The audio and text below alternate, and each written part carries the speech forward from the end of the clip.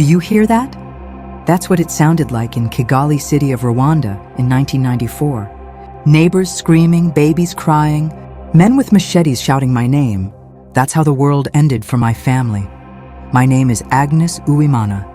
I was 19 years old when I watched my family burn alive in our own home. And tonight, I will tell you what it felt like to survive hell. If you're hearing me right now, please like this video, leave a comment, and follow this channel. Every time you show love, you give us grandmas the strength to open our wounds. Your support is the only reason I can share what I carried in silence for 30 years.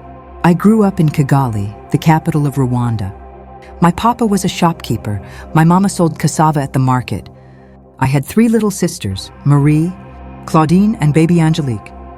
We were poor, but we laughed a lot. Every Sunday, we wore our best clothes and went to church. My sisters would fight over who got the bigger piece of sweet bread. Mama would chase us with her wooden spoon when we stole sugar from the jar. Life was simple. Life was sweet. Until the radio began to change everything. At first, it was small. Voices on the radio saying, "They are cockroaches." I didn't understand, but I saw the fear in my papa's eyes. And then, I saw the hatred in our neighbors' eyes. One night, Papa told us, "Don't go outside, stay close." We heard whispers, "They're coming." Friends stopped visiting. Neighbors looked away. Then came April 6, 1994. The president's plane was shot down, and that very night, the killing began. They came with machetes, torches, clubs, our neighbors, the same people we had shared food with, the same man who once held my baby sister. They shouted, "Come out!" Cockroaches! Papa pushed us into a corner. Mama tried to block the door, but they set fire to our house. Smoke filled the air. My sisters screamed. Claudine cried, "Mama, I can't breathe." Papa grabbed me by the shoulders. His voice shook. "Run! Agnes, run and don't look back." I ran. Through the flames, through the smoke, through the screams.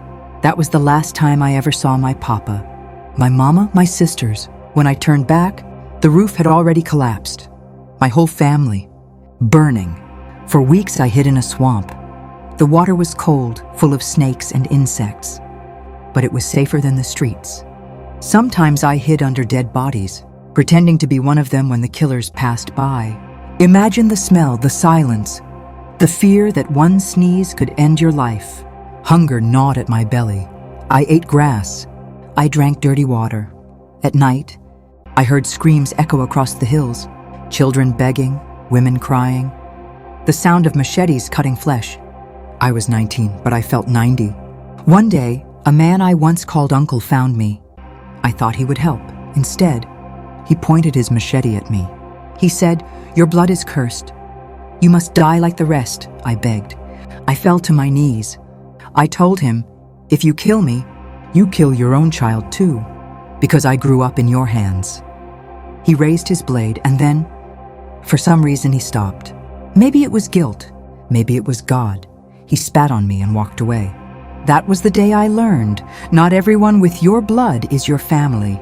Sometimes strangers are safer than your own neighbors. They didn't use guns most of the time. No, they used machetes, clubs, hammers, because killing us was supposed to be cheap. I saw rivers red with blood. I saw dogs eating corpses.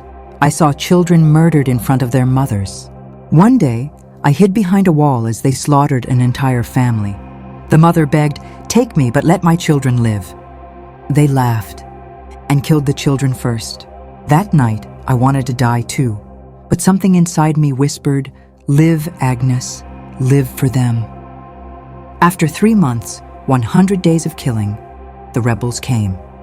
The killers fled. The silence was louder than the screams had ever been. Kigali was full of corpses, streets empty, smoke rising. I walked barefoot looking for my family, but my home was ash. My family, gone. I was 19 years old and I was alone. I carried guilt for years. Why me?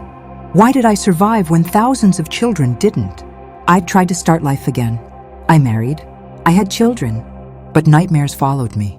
Every time I smelled smoke, I remembered that night. Every time I heard crying, I saw my sisters' faces. People said, "Forget Agnes, move on."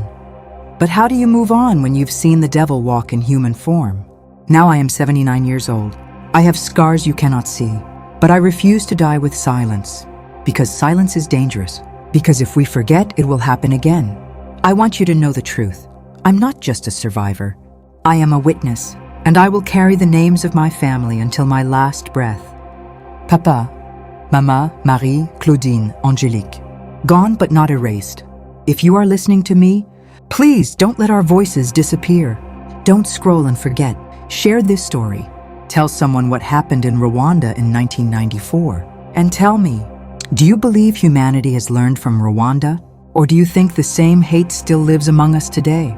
Your answers, your comments, your love, that's what gives us strength. Please like this video, subscribe to this channel, and share it with someone who needs to hear the truth. My name is Agnes Uwimana. I was 19 years old when I survived the Rwandan genocide, and I will never forget.